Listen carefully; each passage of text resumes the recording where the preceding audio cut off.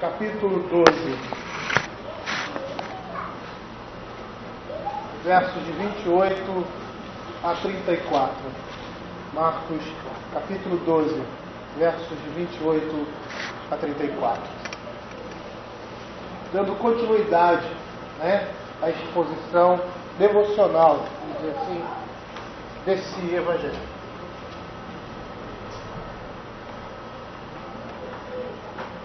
Acompanhem a minha leitura.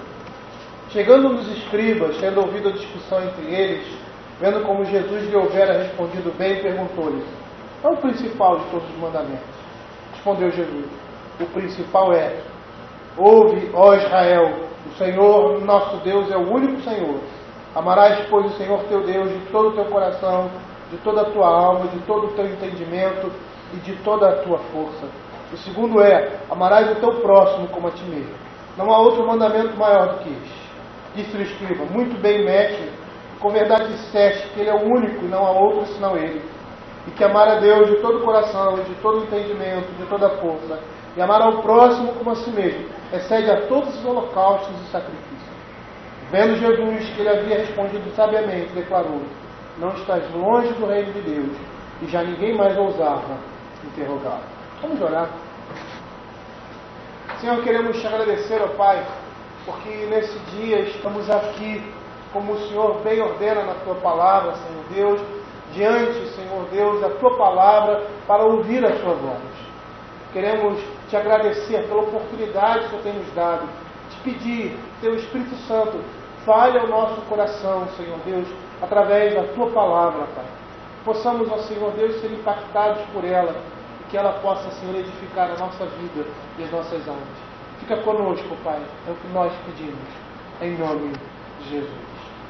Amém. Bom, nós estamos desenvolvendo o livro de Marcos, e nós percebemos aqui nesse capítulo, e parece que essas coisas que aconteceram aqui no capítulo 12, aconteceram no mesmo dia. Nós vimos lá os fariseus e os herodianos tentando Jesus para que ele fosse pego em alguma palavra sua com relação à questão do tributo. Logo a seguir, nós vemos aí os saduceus também, mais uma vez, com o intuito de colocar o Senhor Jesus numa situação difícil. E agora, logo após isso, um escriba, mais uma vez, colocando o Senhor Jesus à prova. E o objetivo de todos eles era fazer com que o Senhor caísse em suas palavras, em contradição, para que o povo, ou qualquer tipo de partido que existisse naquele tempo, se levantasse contra ele. O objetivo desses homens era que o Senhor Jesus fosse morto e, através de suas palavras, condenado. Mas o que é interessante e enriquecedor para a igreja, que aquilo que aparentemente era ruim ou tinha uma intenção maldosa, volta-se para a igreja como uma riqueza e como uma bênção. Nós estamos vendo aqui Jesus falar de coisas preciosas a respeito do seu reino e da sua pessoa, todas as vezes que ele era indagado ou colocado numa situação difícil. Particularmente, nesses versos, nós estamos vendo aqui uma coisa muito comum que existia ali entre os judeus: divergências de opiniões com relação aqui a qual era o principal mandamento. E é interessante a gente esperar isso daqueles homens, aquelas autoridades religiosas, legalistas como eles eram, eles se envolviam em debates como esse. Qual o mandamento, qual o maior mandamento, qual o mandamento mais pesado, mais leve, e coisas do gênero. E naquela época havia duas tendências contrárias. A primeira analisava a lei dividindo-a em muitas ramificações.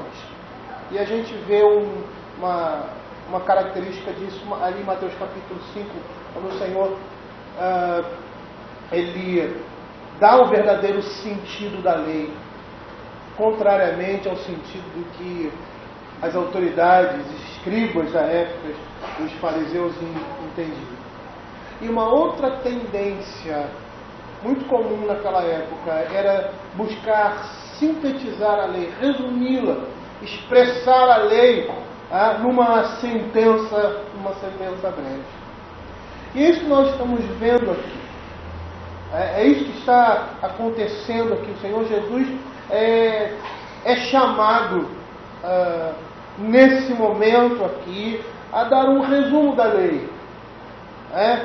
E de repente a intenção dele era colocar, com certeza, Jesus numa situação difícil, sempre com o objetivo de trazer confusão, para que ao final de tudo isso ele fosse acusado, como foi injustamente, de falar contra Deus e contra a religião revelada.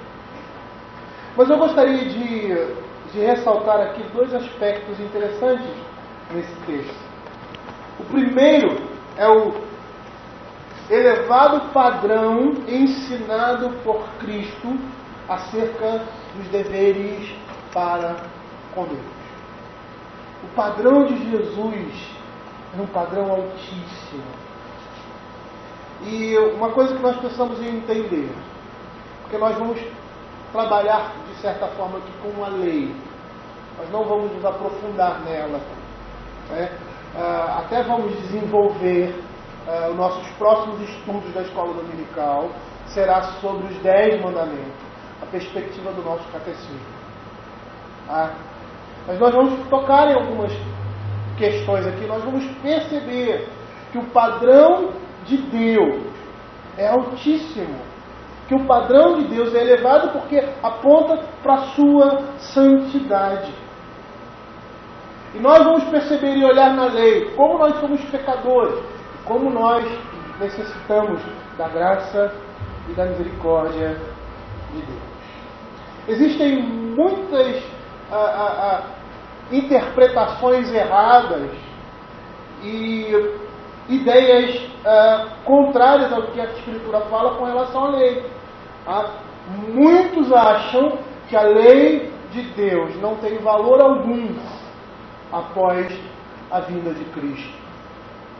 E eu vou dizer isso para vocês porque essas pessoas pensam assim por causa do entendimento errado da Escritura, por separar o Velho Testamento do Novo Testamento, por achar que o Velho Testamento, por ser caracterizado como velho, deixou-se para trás, e que o Novo Testamento, por ser caracterizado como novo, é a nova interpretação do Velho Testamento.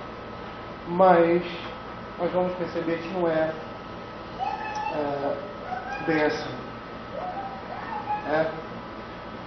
Muitas pessoas acham que nós não estamos mais debaixo da lei, e de uma certa forma há uma verdade.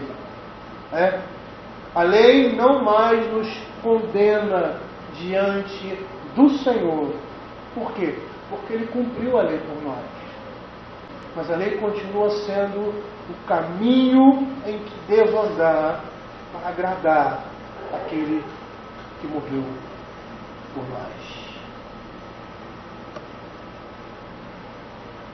O Senhor Jesus Cristo deixou muito claro o elevado padrão da lei. Ele nos deu a compreensão correta. Se nós abrirmos lá Mateus capítulo 5, nós vamos ver a partir do verso 21, ele diz assim: ouviste o que foi dito aos antigos, não matarás, eu porém vos digo.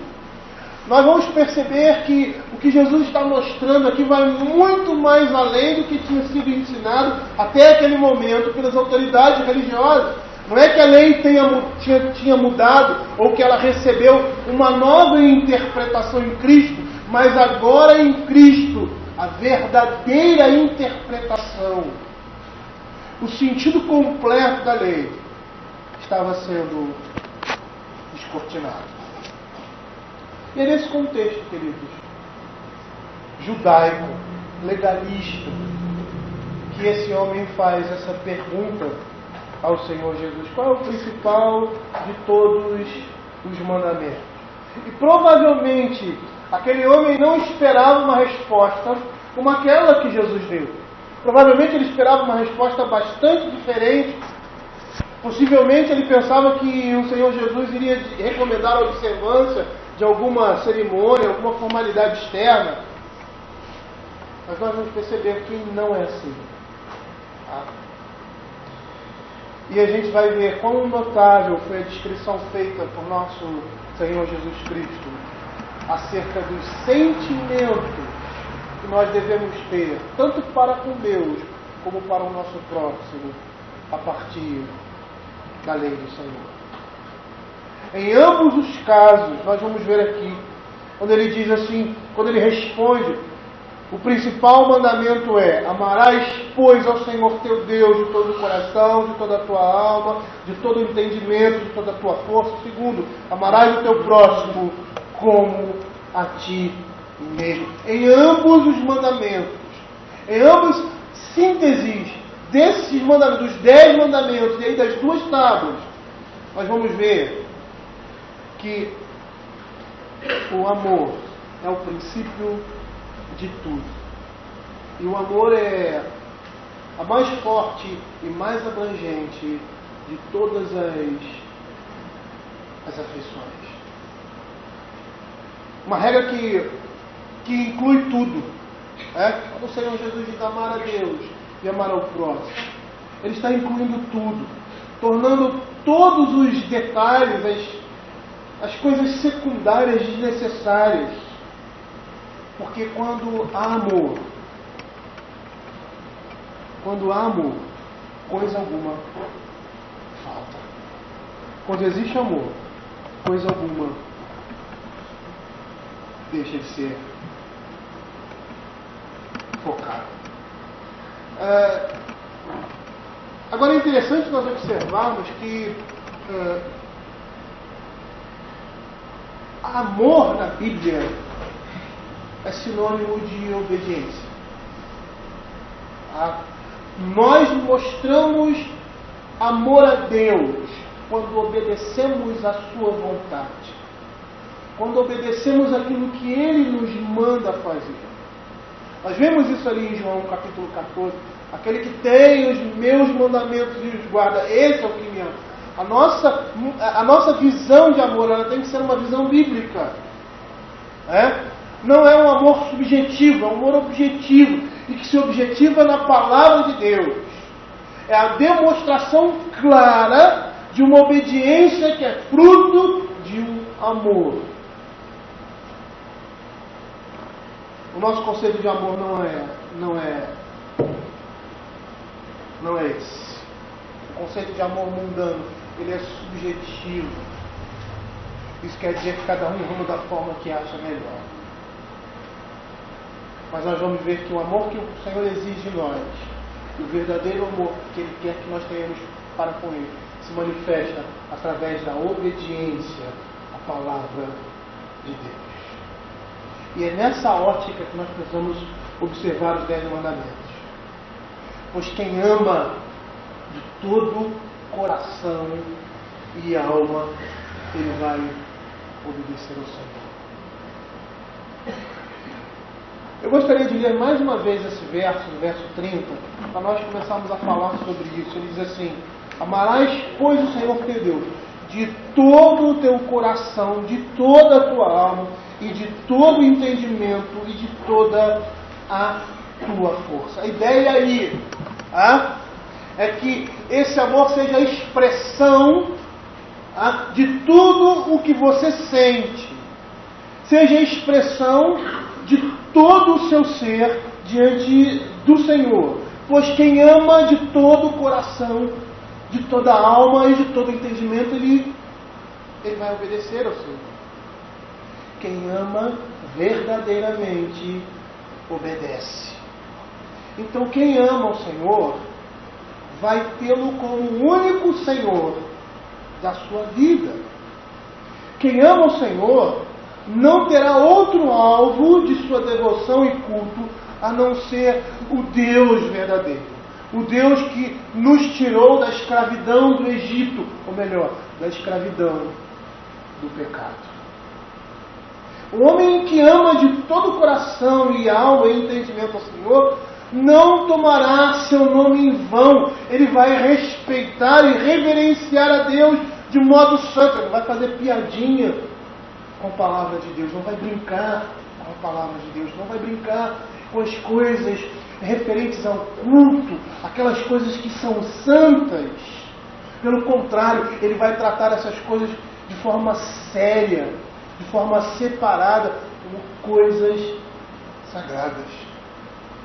Aquele que ama de todo o coração, de toda a alma, de todo o entendimento ao Senhor, terá prazer de se lembrar do dia que lhe é específico para a dedicação integral. Aquele que ama o Senhor vai se lembrar do seu dia,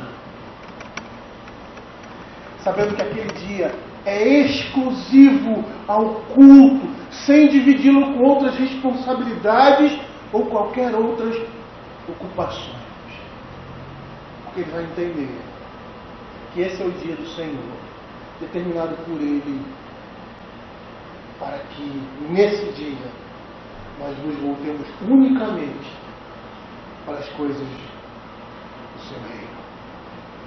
É isso que significa amar de todo o entendimento, de toda a alma e de todo o coração. Por isso que amor a Deus representa obediência a Ele, obediência à sua vontade, obediência àquilo que Ele estabelece, aos seus deveres, aos seus mandamentos. Amar significa fazer a vontade daquele que a gente é. Mas ele diz que o segundo mandamento, tão importante quanto, mas que está em segundo plano, em primeiro amar a Deus sobre todas as coisas, fala que amar ao próximo como a si mesmo. Quem ama o próximo como a si mesmo terá como prioridade em sua vida honrar pai e mãe, as autoridades constituídas, ser zeloso com aqueles que estão debaixo do seu poder, no caso aqueles que são autoridades. Aquele que ama o próximo como a si mesmo terá como prioridade em sua vida jamais matar alguém, seja por palavras ou até mesmo por pensamentos. É isso que diz Mateus capítulo 5, se você chamar o seu irmão de tolo, você está sujeito a julgamento. Quem ama o próximo como a si mesmo terá como prioridade em sua vida não adulterar, muito menos se utilizar do furto, roubar alguma coisa de uma outra pessoa, aquilo que não lhe pertence, nem mesmo irá detrair de outros a sua fama ou integridade. Falso testemunho. Nós vimos na semana passada o que isso significa. E por fim, quem ama o próximo como a si mesmo terá como prioridade em sua vida. Ficará satisfeito com o que Deus lhe deu, não tendo necessidade de desejar o que não é seu. Ter ciúmes ou inveja de outra pessoa. Mesmo porque, e esse é o princípio desse mandamento, jamais se sentiria feliz e satisfeito se pecassem contra ele dessa forma. É por isso que ele diz: amarás o teu próximo como a ti mesmo. E eu vejo aqui nesses dois mandamentos algo bastante interessante. O que nos chama a atenção é a medida com que devemos amar tanto a Deus quanto ao próximo. E essa é a diferença. Ele diz que devemos amar ao Senhor nosso Deus de todo o coração, de toda a alma e de todo o nosso entendimento. Então parece que o amor que nós temos que ter por Deus, ele ultrapola qualquer outro tipo de amor. Ele ultrapassa qualquer limite. Você vai amar a Deus mais do que a si mesmo. E ao próximo como a si mesmo. É interessante porque nessa primeira cláusula aqui, o nosso amor para com Deus não deve ter limites. Porque todo o nosso ser deve estar voltado para essa devoção e sentimento. Nunca poderemos amar demais a Deus. Por quê? Porque o Senhor Deus, Ele deve ser o centro das nossas emoções, o alvo primeiro das nossas vidas. A nossa vida deve ser uma devoção de amor de forma tal que seríamos capazes de dar a nossa própria vida em favor dele, como Ele fez por nós. É por isso que lá em Mateus capítulo 10, abram aí Mateus capítulo 10, verso 37. Mateus capítulo 10, verso 37 e 38, ele diz assim: quem ama mais seu pai ou sua mãe, mais do que a mim, não é digno de mim. E quem ama seu filho ou sua filha, mais do que a mim, não é digno de mim. E quem não toma sua cruz e vem após mim, não é digno de mim. Percebam que essas pessoas aqui são as pessoas que nós mais amamos nesse mundo. Nossos pais e nossos filhos. E a nós mesmos. Quando ele diz, toma a sua cruz. Tomar a sua cruz é sinônimo, tá, de abrir mão da sua própria vida, do seu próprio conforto. Perceba que nesse mandamento, nesse resumo da primeira tábua, dos primeiros 4 mandamentos referentes a Deus, a ideia é o amor que eu tenho que ter para com Deus, ele deve extrapolar, ele deve superar qualquer tipo de sentimento para com qualquer coisa que exista.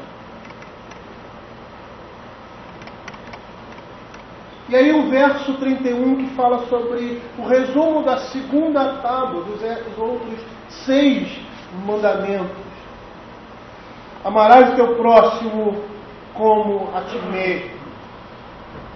E a Escritura está nos mandando amar ao nosso próximo como nós amamos a nós mesmos. E é interessante porque esse mandamento ele vai apontar para um profundo amor próprio que o homem tem de si mesmo. O cuidado e a consideração que ele tem consigo. O cuidado e a consideração que eu tenho comigo mesmo é essa que eu devo ter para com o meu próximo.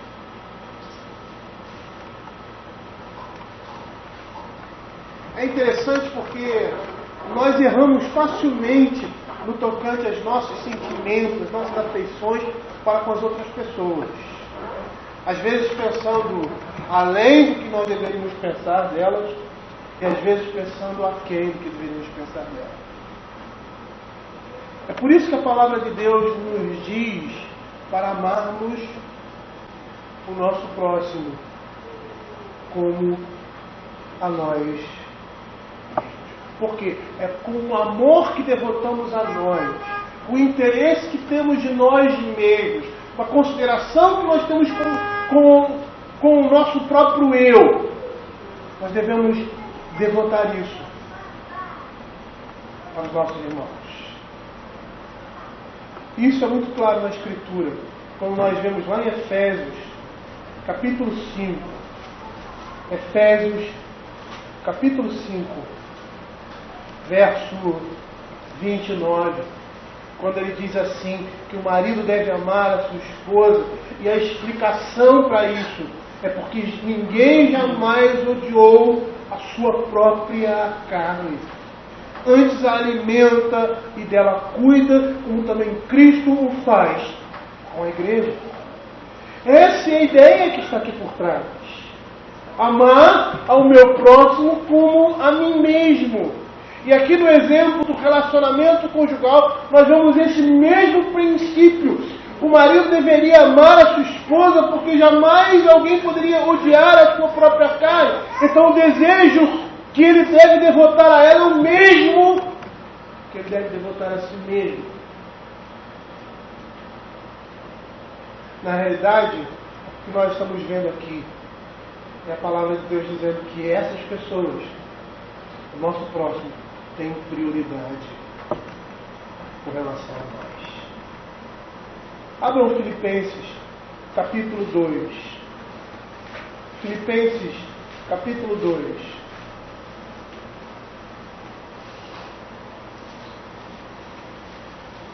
A palavra de Deus diz que nós temos que amar o nosso próximo com o mesmo amor que nós devotamos a nós mesmos. Diz assim: nada façais por partidarismo ou vanglória, mas por humildade, considerando cada um os outros superiores a si mesmo. Não tenha cada um em vista o que é propriamente seu, senão também cada qual o que é dos outros. Percebam que esses dois textos que nós acabamos de falar, eles apontam para esse mandamento de forma tão clara. A comparação ali de Efésios com o seu próprio corpo, o marido cuidando da sua mulher, que é o seu próximo, como se fosse a si mesmo. E a atitude de respeito e consideração que muitas vezes nós queremos receber aqui em Filipenses, capítulo 2, abrindo mão dos nossos interesses por causa dos interesses dos nossos irmãos. Eles deveriam estar em prioridade em relação a nós. E quando nós olhamos isso e vemos os 10 mandamentos, nós começamos a entender o que isso significa. Não matarás, não adulterarás, não furtarás, não dirás falso testemunho, não cobiçarás. Obedecer essas coisas, entendê-las e vivê-las, significa amar a Deus sobre todas as coisas e ao próximo como a mim mesmo. Se eu tenho que amar ao meu próximo como a mim mesmo, eu devo considerar os seus interesses também, quando as circunstâncias exigirem, os interesses do meu próximo como prioridade com relação aos meus interesses. E é interessante porque se nós olharmos esse sumário da lei, vou voltar aqui a Marcos, capítulo 12.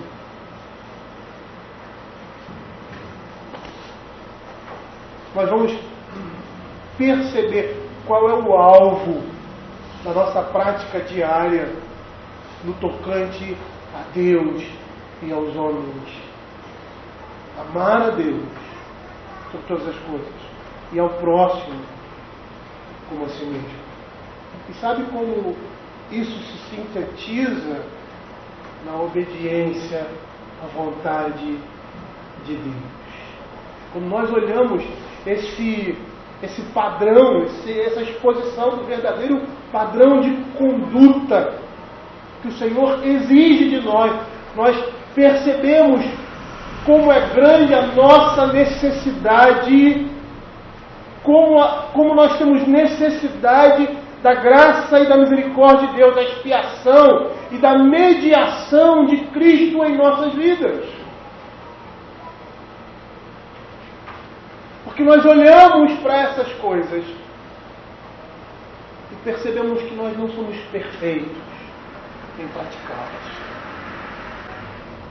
ninguém seria capaz de dizer que tem amado perfeitamente a Deus e que tem amado perfeitamente o seu próximo. Será que alguém poderia dizer diante do Senhor que não é culpada quando é julgada pela lei? Será que alguém poderia chegar diante de Deus e dizer que está livre de qualquer tipo de condenação, que a lei de Deus pode apontar? Lógico que não. E é por isso que o apóstolo Paulo, lá em Romanos capítulo 3, do verso 10 em diante, mas em especial o verso 10 e o verso 20, que diz assim: não há um justo, não há um sequer, visto que ninguém será justificado diante dele por obras da lei. É por isso que o apóstolo Paulo fala isso, que não há um justo, não há um sequer, porque todos nós, diante da lei de Deus, somos condenados, porque nós não cumprimos à risca a lei de Deus, porque nós não somos capazes, mesmo nós crentes, de viver segundo essa lei. E é por isso que aqueles que estão em Cristo jamais serão justificados diante dele pelas obras da lei, mas pela fé em Cristo Jesus. E a gente vai perceber, queridos, que a ignorância com relação aos requisitos de Deus, aos homens, essa ignorância da vontade e da santidade de Deus, essa ignorância com relação à lei, ela consequentemente ela vai desvalorizar o Evangelho, porque a lei faz parte do Evangelho, porque a lei é a graça de Deus sendo manifestada ao homem. E aquelas pessoas que têm uma compreensão mais nítida e mais elevada da lei moral, elas sim terão um verdadeiro senso do sacrifício de Cristo por nós na cruz. Você sabia que todo homem será julgado pela lei de Deus? Você sabia que esse é o padrão de julgamento diante do Senhor para todo homem? E figurativamente nós também somos e fomos julgados diante do Senhor pela lei. Mas isso se dá em Cristo Jesus. Ele cumpriu a lei por nós.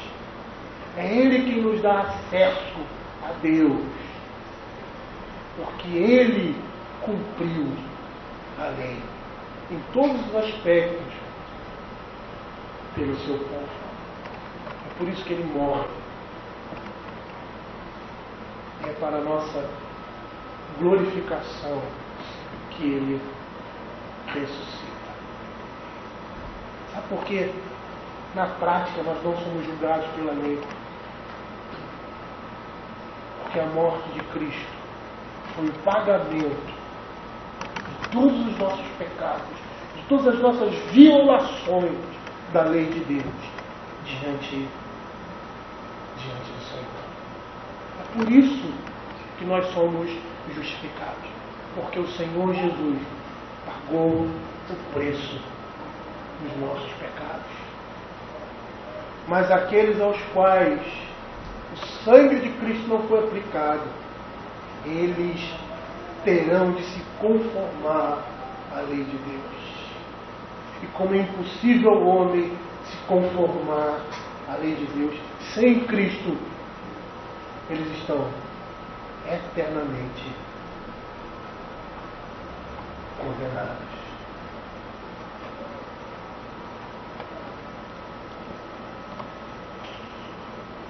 É interessante como é simples e abrangente a maneira como o Senhor Jesus resume a lei. Amarás, pois, o Senhor teu Deus de todo o teu coração, de toda a tua alma e de todo o teu entendimento. Amarás o teu próximo como a ti mesmo. O que Jesus diz aqui, queridos, não estava distante dos judeus. Por mais que eles discutissem sobre essas coisas, nós vamos perceber que essa simplificação da lei e resumo da lei já tinha sido pregado e falado ao coração do povo. Lá em Deuteronômio capítulo 6, verso 5, a palavra de Deus diz assim: amarás, pois, o Senhor teu Deus de todo o teu coração, de toda a tua alma e de toda a tua força. E em Levíticos capítulo 19, verso 18, a palavra de Deus diz assim, com relação à repetição de diversas leis, diz assim: não te vingarás, nem guardarás ira contra os filhos do teu povo, mas amarás o teu próximo como a ti mesmo. O Senhor já havia dito qual era o princípio da lei, o que resumia os 10 mandamentos e todos os deveres para com Deus e para com o próximo. Amar a Deus sobre todas as coisas e ao próximo como a ti mesmo. Significa, queridos, que o amor que eu tenho que ter para com Deus, ele excede todo e qualquer sentimento. A devoção que eu devo ter para com o Senhor e a reverência que eu devo ter para com Ele excede todo e qualquer alvo ou objetivo nessa vida. E com relação ao meu próximo, eu devo amá-lo como amo a mim mesmo. Isso é interessante, sabe por quê? Porque quando você está numa situação de dificuldade, você tem aqueles reflexos, né? Às vezes vem você está andando no meio da rua e vem uma pedra, alguma coisa na sua direção, na direção do seu rosto. A primeira coisa que você faz é defender-se. Essa é uma atitude instantânea. A palavra de Deus está dizendo para nós, em situações como essa, semelhantes a essa, a primeira coisa a fazer é não proteger a nós mesmos, de proteger aquele que está próximo de nós.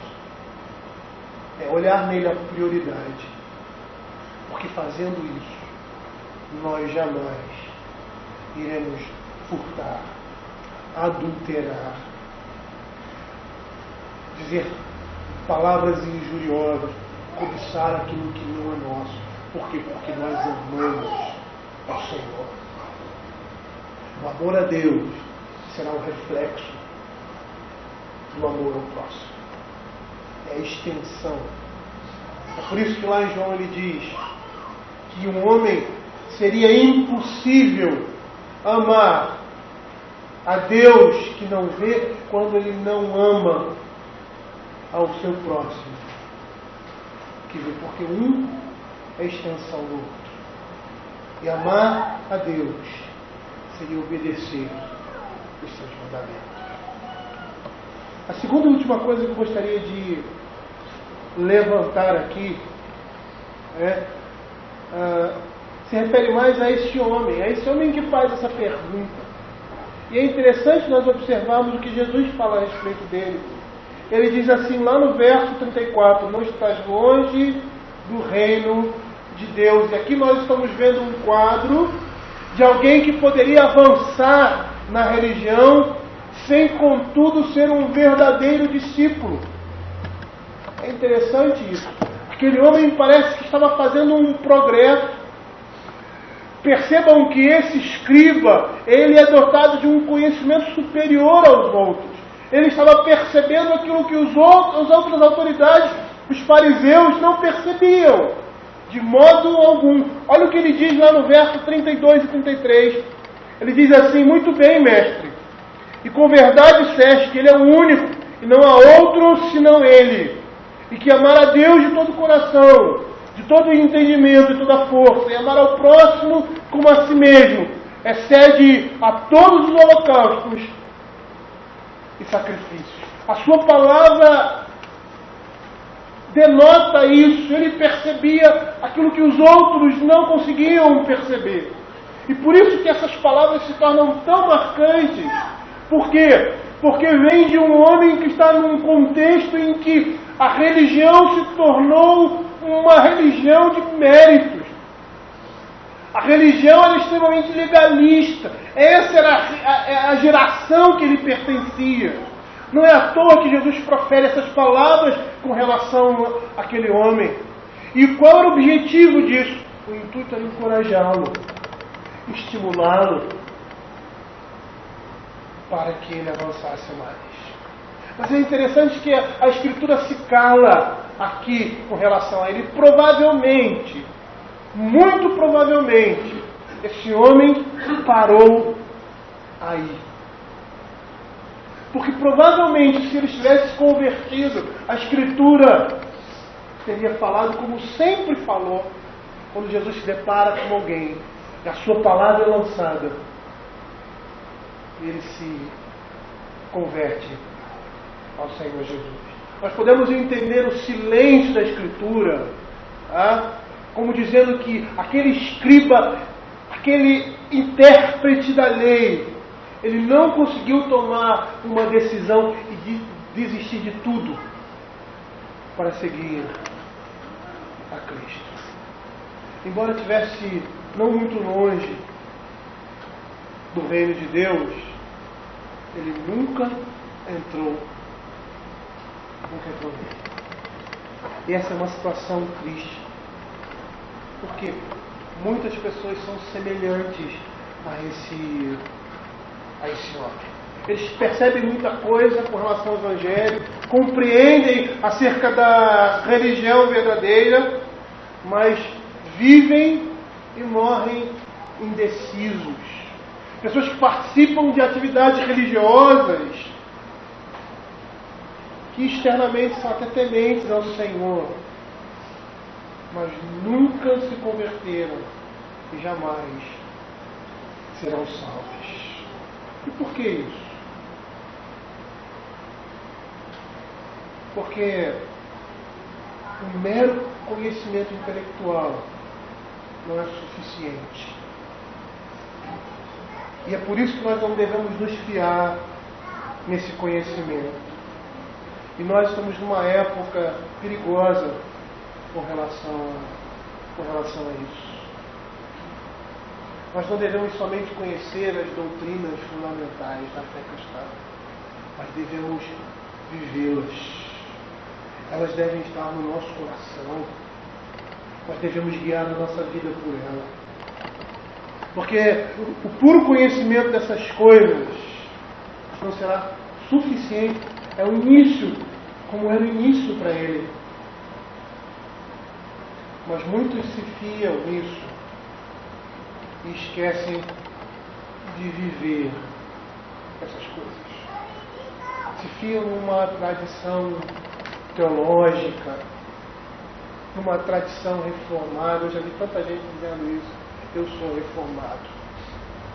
E conhece muito do que a perspectiva reformada fala da Escritura. E quando nós falamos assim, é porque os reformadores eram homens que tiveram o seguinte insight: nós precisamos voltar para a Escritura. A palavra de Deus é a única regra de fé e prática.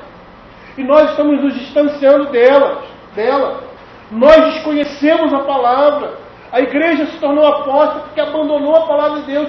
Nós precisamos colocar a palavra de Deus em primeiro lugar no centro da igreja e viver por meio dela. Essa é a nossa tradição reformada. Quando nós falamos em reforma, nós falamos disso. Nós precisamos viver essa palavra. E muitos hoje têm um discurso reformado, têm um discurso teológico correto, conhece as verdades da Escritura, mas não vive essas verdades. Não internaliza essas verdades. E é como esse homem. Está longe. Não muito do reino de Deus. E o que nós precisamos aprender com isso, queridos? Nós não podemos descansar de forma alguma até que tenhamos nos arrependido profundamente, verdadeiramente dos nossos pecados.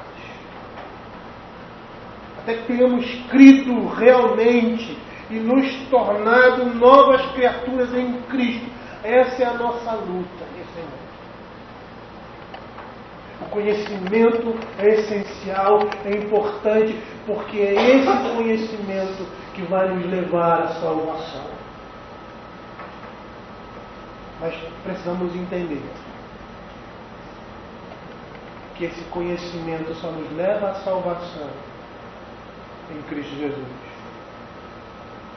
quando o Espírito Santo age para que essas coisas frutifiquem no nosso coração. Agostinho tinha uma frase muito interessante. Ele dizia: entender para crer e crer para entender. Não basta somente entender, precisa crer. Precisamos viver essas coisas que estão sendo colocadas aqui. Precisamos lutar com isso, porque a nossa natureza pecaminosa todo tempo vai nos puxar para baixo. Nós precisamos brigar, nós precisamos derramar o nosso sangue, porque é isso que Deus espera de nós. É isso que esse mandamento significa: amar a Deus de todo o coração e toda a força. É derramar o sangue por causa dele. É fazer a sua vontade acima da nossa própria vontade. Por quê? Porque o amor maior na minha vida não é a mim, mas é o Senhor. O amor que eu tenho para com Deus deve extrapolar qualquer tipo de devoção que eu tenha para com qualquer criatura ou com qualquer coisa criada ou com qualquer coisa que exista. É somente dessa forma que nós vamos conseguir amar o nosso próximo como se fosse a nós mesmos.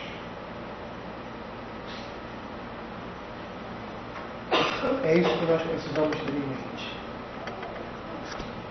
para não estarmos perto do reino de Deus e distante da sua graça. Vamos orar.